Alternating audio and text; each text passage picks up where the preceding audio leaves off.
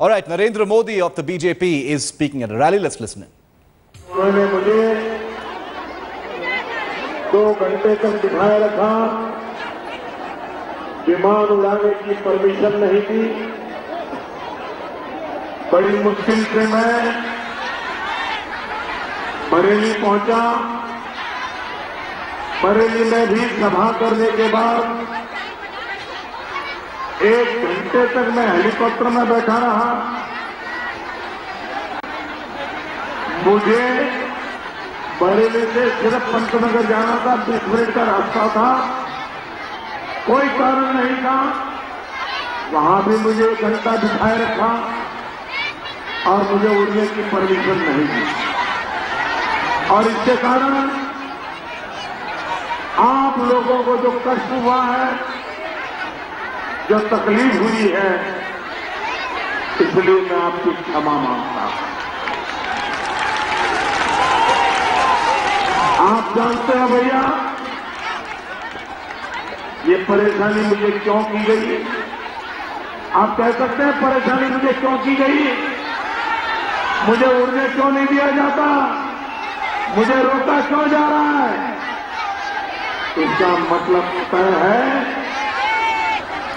अब पराजय को झेलने की ताकत भी कांग्रेस खो चुकी है।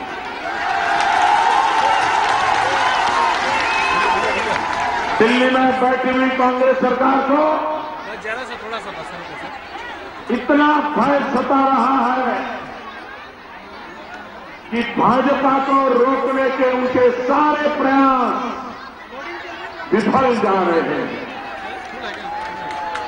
भाजपा का घोड़ा तेज गति से आगे बढ़ रहा है और इसमें रुकावटें डालने के लिए अब ये खेल खेलना शुरू किया है। अभी तो 1.5 महीना चुनाव चलने वाला है, लेकिन कांग्रेस पार्टी ने रोड अटकाने के लिए सरकार का दुरुपयोग शुरू किया। मैं कौन सी अंग्रेजी बता रहा हूँ, बताइए आप। इलेक्शन कमीशन का काम है निष्पक्ष चुनाव हो, सभी दलों को लेवल प्ले फील्ड मिले।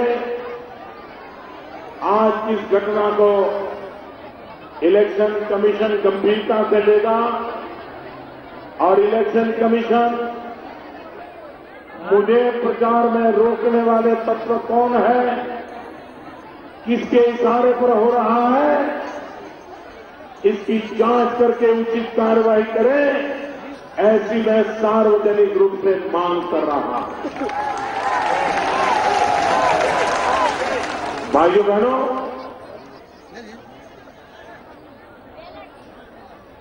दस साल में देश में बहुत कुछ खोया है। हिंदुस्तान के इतिहास में ऐसा दशक कभी नहीं गया। गरीबी, बेरोजगारी, किसानों की आत्महत्या, भ्रष्टाचार, बेशुमार, न जाने कोई क्षेत्र ऐसा नहीं होगा। दिल्ली नगरी तो जैसे बलात्कारियों के लिए राजधानी बन गई है।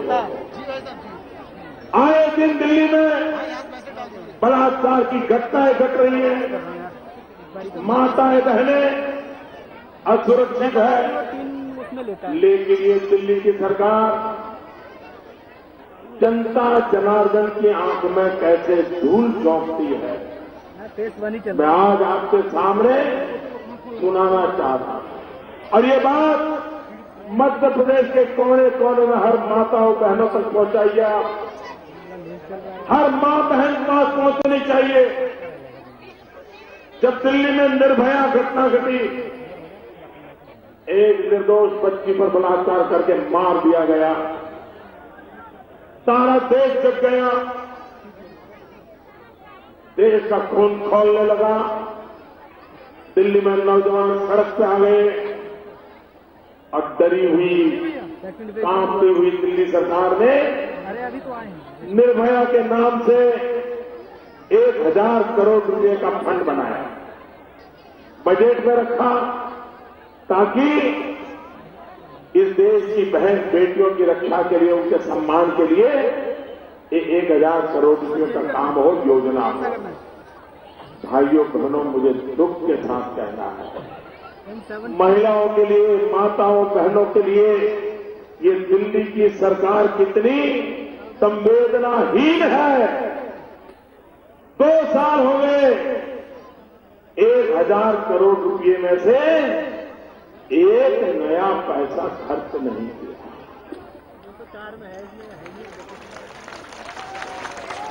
भाइयों बहनों, इतना ही नहीं,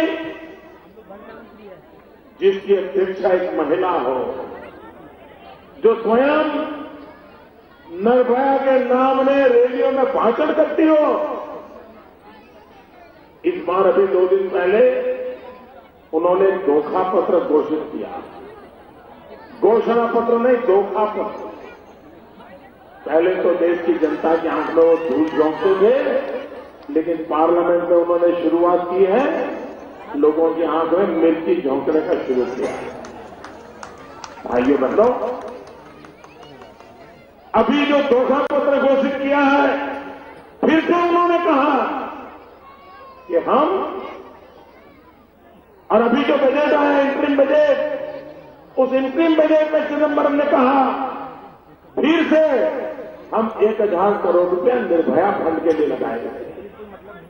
भाइयों बहनों, क्या ये कागजी कार्रवाई वाली सरकार चाहिए आपको? जरा पूरी ताकत से जवाब दो। ये कागजी कार्रवाई वाली सरकार चाहिए? सच्चे अर्थ में मां बहनों की रक्षा करने वाली सरकार चाहिए? मां बहनों को सम्मान देने वाली सरकार चाहिए? मां बहनों का गौरव करे ऐसी सरकार चाहिए? ये हमारे मध्य प्रदेश के मुख्यमंत्री शिवराज सिंह लाडली लक्ष्मी योजना ला करके उन्होंने एक नया इतिहास बना दिया। लेकिन ये दिल्ली की सरकार को न माताओं बहनों का भला करने की इरादा है। भाइयों बहनों, ये सीधी जिला हमारा थोड़ा समझ बुझा इसलिए आता है, यही भूमि है जहां तानसेन ने अपने संगीत की साधना की। इसी जिले में संगीत की साधना की। और मेरा जन्म जिस गांव में हुआ है, वड़नगर, वहां 2 बेटी थी, ताना और रिली, जो संगीत की साधना करते थे। और जब तानसेन ने दीपक राग गाया, उसके सारे शरीर में जलन हो रही थी। उसके लिए जरूरी था कि कोई मल्हार राग गाए, मल्हार राग से वर्षा हो और उसकी आंख को छाता मिले। उनको पता चला, सम्राट अकबर को, कि गुजरात के वड़नगर में ताना रिली नाम की 2 बेटियां हैं जो मल्हार गाती हैं। अकबर ने बुलावा भेजा कि आप हमारे राज दरबार में आइए। मैं उस मिट्टी में पैदा हुआ हूं जहां उन 2 बेटियों ने अकबर को मना कर दिया कि हम राज दरबारों में खाते हैं, हम राज दरबारों में खाते नहीं हैं।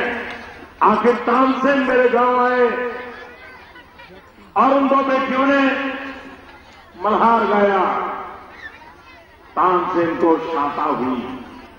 भाइयों बहनों, इस अर्थ में मेरे गांव का और तानसेन की कर्मभूमि से नाता है।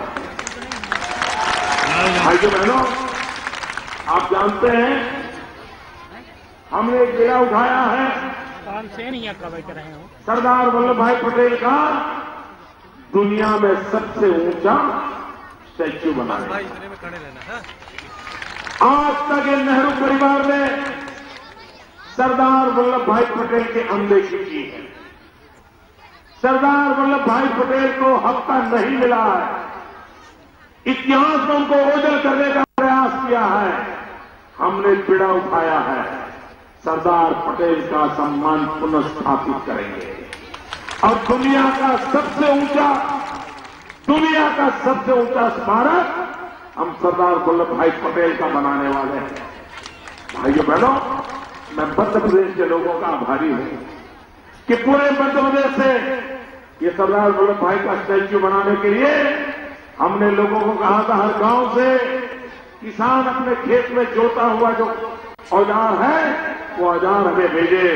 मध्य प्रदेश के हर गांव ने हमें मदद की है, आपने भी की है, और इसलिए मैं आपका आभारी हूं और पूरा हिंदुस्तान गर्व करे। ऐसा काम हम करने वाले हैं। भाइयों बहनों, दिल्ली में ढीली ढाली सरकार नहीं चाहिए, मरी पड़ी सरकार नहीं चाहिए, औरों के सहारे जीने वाली सरकार नहीं चाहिए, वैशाखी पर चलने वाली सरकार नहीं चाहिए। अब देश को 10 साल का एक घाटा पूरा करना है तो मजबूत सरकार चाहिए, दौड़ने वाली सरकार चाहिए। चाहिए कि नहीं चाहिए? मजबूत सरकार चाहिए कि नहीं चाहिए? भारतीय जनता पार्टी को पूर्ण बहुमत मिलना चाहिए कि नहीं मिलना चाहिए?